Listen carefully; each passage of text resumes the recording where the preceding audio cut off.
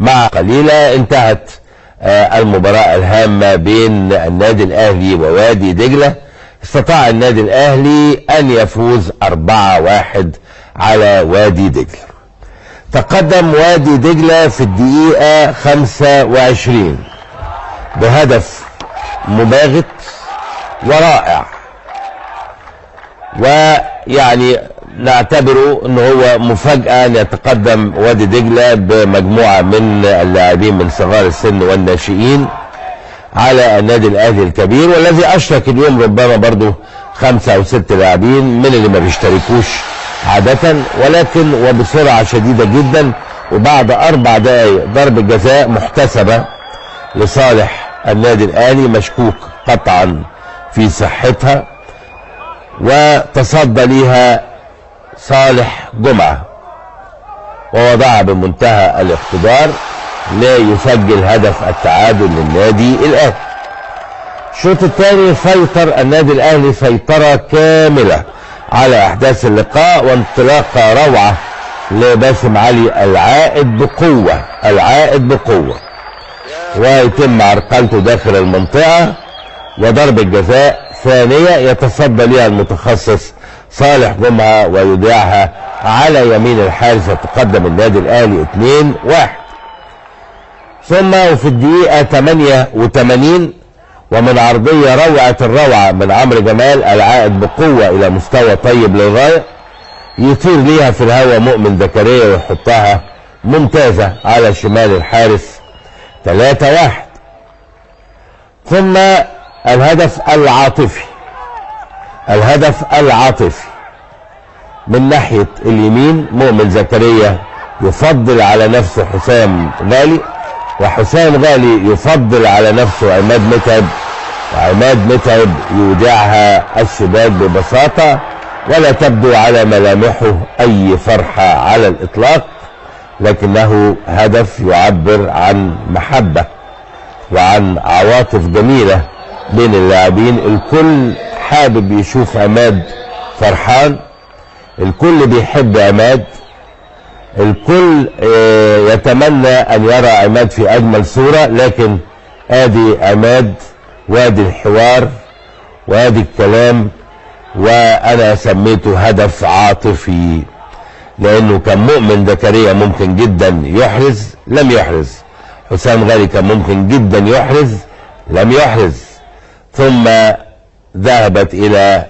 محبوبهم عماد متعب ليودعها الشباك ويسجل الهدف الرابع والختامي في صناعة عاطفية مشتركة جدا جدا جدا. حصل حوار وابتسامات عالية قوي وضحك بين الكابتن حسام البدري والكابتن سيد عبد الحفيظ بعد هذا الهدف العاطفي. كابتن سيد مساء الانوار. نفسي اعرف الاول قبل ما اتكلم كنتوا بتضحكوا على ايه بعد هدف متعب؟ لا الهدف فيه معاني حلوه قوي للامانه يعني. الهدف لو جيت تديله عنوان كده هتعرف ان هدف عائلي، يعني الموضوع كله يعني ممكن مؤمن يفنش وممكن حسام يفنش وممكن اي واحد يفنش وهم في قلب الجول يعني. ففي معاني حلوه وروح حلوه قوي بصراحه يعني. انا سميته الهدف العاطفي لانه العائلي لازم يكونوا قرايب، لكن هم مش قرايب، فهو العاطفه بتجمع ما بينهم. ليهم بيت واحد اهلي برضه طالما دخلنا الاهلي. برافو عليك، من بيت واحد اهلي صح. لكن انت شعرت ان كلهم عايزين عماد متعب يجيب جول. ما انا بقول لحضرتك يعني تحس ان في معاني حلوه قوي قوي، ويمكن برضه لو جبت تحس كده هتلاقي برضه مع في معاني حلوه يعني. كرة القدم زي ما بيبقى فيها صراعات وفيها ضغط وفيها نرفزه وفيها كمان بتوصل حاجات ممكن تبقى بغض النظر عن الكرة وغيرها فيها معاني في الحياه كمان. طيب تبرر بايه انه متعب يعني كان متجهم الملامح، يعني لم يبدي ولو حتى ابتسامه؟ بس انا عايز اقول لك ان هو والله معانا جوه. فين؟ انا قدامي الصوره اهي، ده ما شفتش سنه من سنانه، ما شفتش سنه واحده. يعني انا كمان هو بس الدبله بس كالعاده، لان انت فاهم لو ما بس الدبله هيحصل له ايه، واخد بالك؟ طبعا ممكن كلمه الدبله كلنا هذا الرجل، لكن طبعا، لكن يعني انا برضه حابب اسمع انا بنجيب الدبله شمال ويمين مع ان شمال ويمين ما فيهاش حاجه. يعني خليني اقول لك، يعني عايز اسمع منك بجد بقى، بجد يا كابتن سيد، والله تبرر نفسيا ليه ما ابتسمش عماد. حابب اسمع منك بجد تفسير بجد. والله يا كابتن متعب بدون اي مبالغه، انا ما بشغلش نفسي بالحاجه دي قوي. يعني مثلا الماتش اللي فات لما عماد متعب ضيع الكره اللي هي في الاخر دي، الناس قاعده تقول دي كره سهله. انا ما بشغلش نفسي، مش مشكله خالص، مش مشكله خالص ابدا. يعني الموضوع بالنسبه لي الموضوع يعني انت كمدير كوره برضه لازم تبقى عارف نفسيات اللعيبه اللي عندك. ما انا بقول لحضرتك الموضوع عندي قبل وبعد، مش اثناء وبس. يعني انا النهارده مثلا انت بنهزر على الغداء، بنتكلم في حاجات معينه، بنهزر في امور حتى حياتيه او اسريه، فالحاله كويسه مش مشكله خالص، تمام. لكن في ساعات كنت بنضحك وانت ادرى مني كده طبعا. يعني في ساعات يعني تركيزك في حاجات معينه ممكن يخلق لك مشاكل انت غنى عنها اصلا. يعني حتى لو في حاجه معينه كده، احنا بشر في الاول والاخر. يعني ما ينفعش ان انا كل دقيقه او كل ثانيه احلل الرياكشن بتاعي. هو الاعلام انت عارفه يحب يعني يتشعبط في بعض الامور كده اللي الناس تحب تعرفها يعني. طيب بالنسبه لصالح جمعه، هيشارك في لقاء القمه يا كابتن سيد؟ الصوت بيقطع شويه الحقيقه. ايوه يا كابتن سيد. ايوه، بقول لحضرتك بالنسبه لصالح جمعه موقفه ايه من لقاء القمه يوم الاثنين؟ صالح حس بالعضله الخلفيه طبعا، ففضلنا على طول انه هيطلع في لحظات يعني ان شاء الله الرحمن باذن الله ما تبقاش حاجه يعني باذن الله، وخصوصا انه وصل لمستوى كمان يعني الى حد كبير كويس. لكن انا بقولها مرار وتكرار، احنا مستنيين المزيد والاكثر باذن الله، فاحنا ما تبقاش حاجه جامده ولا حاجه. فيما يخص مؤمن زكريا، وحس برضه جهاز العضله قدامنا كده، بمجرد ما حس بيه ما كملش ماتش، كان طالع حوالي دقيقتين او دقيقه ونص او اقل من كده شويه ولا حاجه، كان طلع على طول يعني. فان شاء الله الرحمن باذن الله يلحقوا مباراه القمه باذن الله. ممتاز. طيب يعني احنا حبينا نطمئن بشكل عام طبعا على اللاعبين، وندردش معاك دردشه لطيفه بالنسبه لعماد. بشكرك شكرا جزيلا يا كابتن سيد.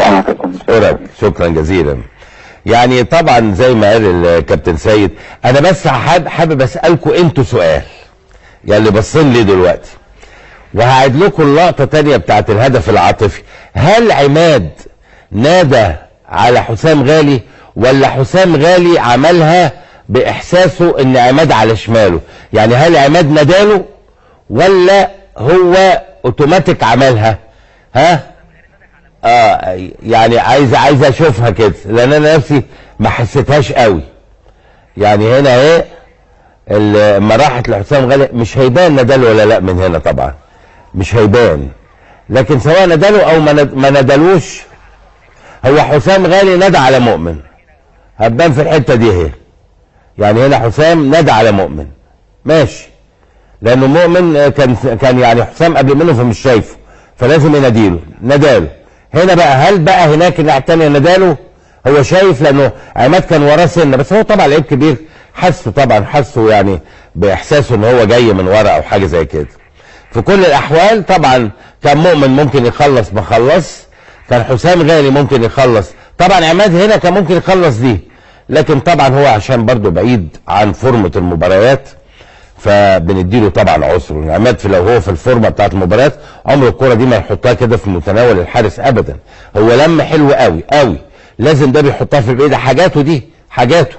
لكن يعني جمال الهدف فعلا زي ما قال الكابتن سيد عبد الحفيظ، انه بيجسد معاني المحبه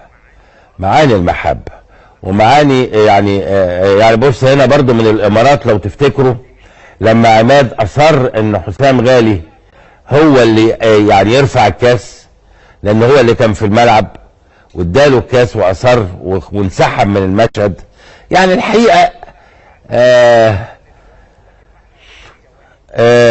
يعني راقيه، معاني راقيه الحقيقه، ولاعيبه راقيه، يعني معاني راقيه ولاعيبه راقيه. واتمنى انه يعني كل اللاعبين. عايز اقول لكم حاجه، المحبه بين اعضاء الفريق الواحد بتختصر مسافه مش قليله في قدره الفريق. بمعنى لو الفريق قدراته الحقيقيه مثلا 7/10، لو في محبه بين اللاعبين، بس اللعيبه كلها تطلع ل9/10، المستوى يطلع ل9/10. ولو قدرات الفريق 7/10 ومفيش محبة، تنزل ل5/10. انا بقول لكم طبعا عن تجارب عميقة في المسألة دي. محبة مهمة جدا جدا جدا، ويا اهل المحبة ادوني حبة. حاجة جميلة جدا المحبة بين اللاعبين، وفعلا زي ما قال الكابتن سيد قال حاجة جميلة، الجملة الحقيقة عبقرية، وهو ما شاء الله عنده كده جمل جميلة. قال مشهد او هدف يجسد معاني جميلة. فعلا يجسد معاني جميلة. وصديقنا عماد متعب اتصل دلوقتي ببسام ابو بكر، قال له قول للكابتن مدحت المعنى هنا، او بسام اللي كلمه قال له ده معناها انه ما تفرقش، كل واحد ده يجيب او ده يجيب نفس المعنى. حاجة جميلة جدا. طيب انا عندي حالات بييرو اصدقائي وكابتن سيف ملحوش ياخدوها، فناخدها مع بعضينا كده، تبقى حاجات لطيفة جدا وممتعة الحقيقة.